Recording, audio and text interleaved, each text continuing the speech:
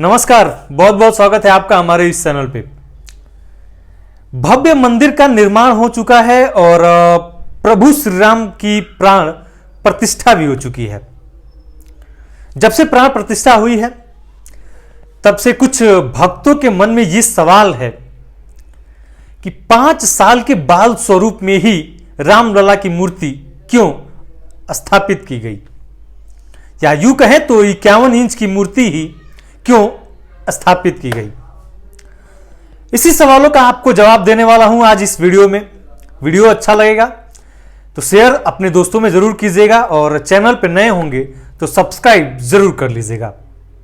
आपको बता दें कि रामलला की जो मूर्ति स्थापित की गई है, इसकी जो आकार है, इसको और बड़ा किया गया होता या फिर और मोटा कर दिया गया होता, ये सब चीजें भी की गई होती, लेकिन किन्हीं कारणों की वजह से ये चीजें नहीं की गई, जो इस वीडियो में मैं आपको बताने वाला हूं।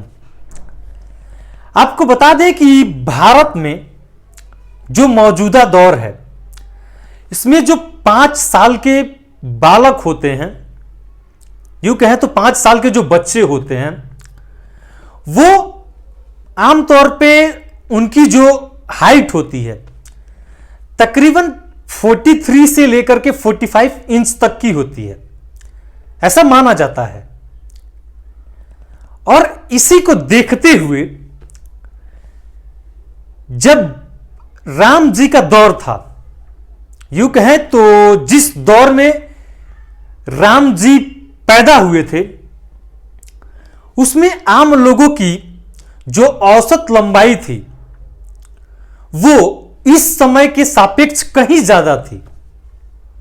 यूं कहें तो अभी के का जो दौर है, अभी का जो आंकड़ा है, जो 43 से 45 इंच का है, राम जी जब पैदा हुए थे उस समय के दौर में कहीं ज्यादा हुआ करती थी, जिसके मद्देनजर जो रामलला की हाइट रखी गई वो बाल स्वरूप में तकरीबन 51 इंच रखी गई।